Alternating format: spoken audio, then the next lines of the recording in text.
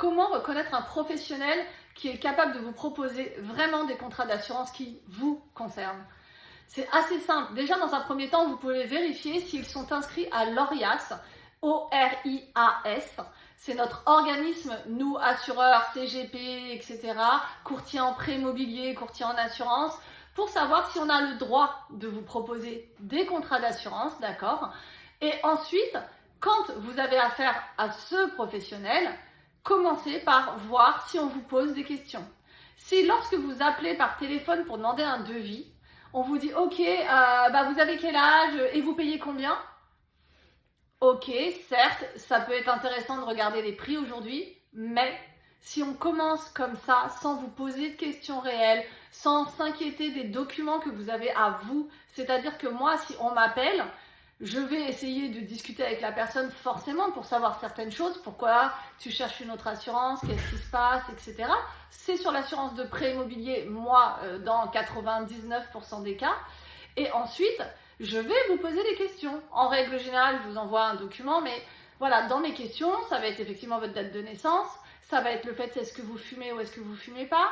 Est-ce que vous faites une profession dite à risque? Donc ça peut être policier, pompier, ça peut être plein de choses. Ça va être aussi de savoir si vous faites un sport spécifique. Ça va être le fait de travailler en hauteur ou pas, etc. Il va y avoir plein de choses comme ça. Donc déjà, si on ne s'intéresse pas à vous, c'est qu'on a un problème. Si la personne est capable de vous sortir un devis parce qu'on vous a juste posé la question de savoir combien il vous reste à payer, sur combien de temps, à quel taux et vous avez quel âge, fuyez. Je suis désolée pour les confrères qui travaillent comme ça. Je suis désolée, mais à un moment donné, il faut prendre vos responsabilités et vraiment vous former sur les contrats.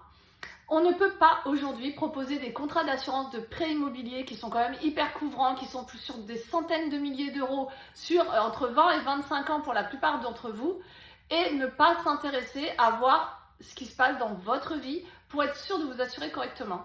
Ceux d'entre vous qui arrivent à recevoir des devis juste parce qu'on vous a demandé si vous étiez fonctionnaire ou pas, ok.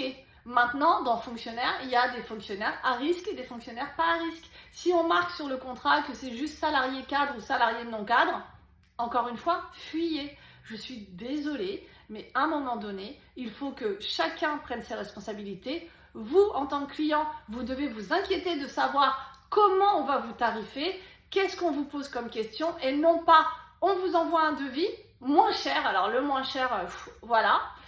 Et ensuite, on vous pose des questions pour finaliser un petit peu rapidement le contrat. Donc, on va vous dire, voilà, tiens, si je joins le devis, est-ce que tu me confirmes que tu es non-fumeur? Est-ce que tu me confirmes que tu es salarié cadre? Puis j'aimerais bien savoir quand même ta profession exacte. Voilà, je vais en avoir besoin. Ces gens-là, ils travaillent à l'envers. Quel que soit le domaine d'assurance, que ce soit un courtier en prêt, un courtier en assurance, un banquier, peu importe. Encore un banquier, il est censé savoir, puisque vous avez votre contrat de travail, vos fiches de paie, il vous demande plein de choses. Mais honnêtement, pour les autres, là, de même pas vous poser de questions et d'abord je vous envoie un devis et après on voit ce que ça donne. Non, encore une fois, non et toujours non. Et ensuite, regardez les clauses, posez les questions. Est-ce que en cas d'arrêt maladie lié au dos, je serai couvert? Est-ce que j'ai l'invalidité permanente partielle dans ce que vous me proposez? Est-ce que on est bien sur strictement ma profession? Est-ce que c'est bien du forfaitaire? Je ne veux pas être en fonction de ma perte de revenus. Toutes les vidéos que je fais sur tous mes profils de tous mes réseaux sociaux, c'est pour vous accompagner, pour vous aider. Soit vous passez par moi et dans ces cas-là, vous allez vite voir que je vous pose plein de questions et qu'on vous explique ce que vous signez. Soit vous décidez de juste prendre les informations et il n'y a pas de débat, il n'y a pas de problème.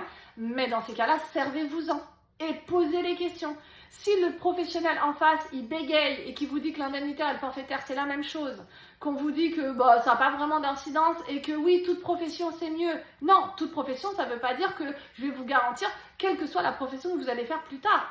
Ça veut dire que tant que moi, j'estime, assureur, que vous pouvez exercer une profession, quelle qu'elle soit et qui n'a rien en commun avec ce que vous faites aujourd'hui, eh bien moi, assureur, je ne viens pas t'indemniser. C'est ça que ça veut dire. Ne confondez pas les termes et faites-vous vraiment expliquer les contrats.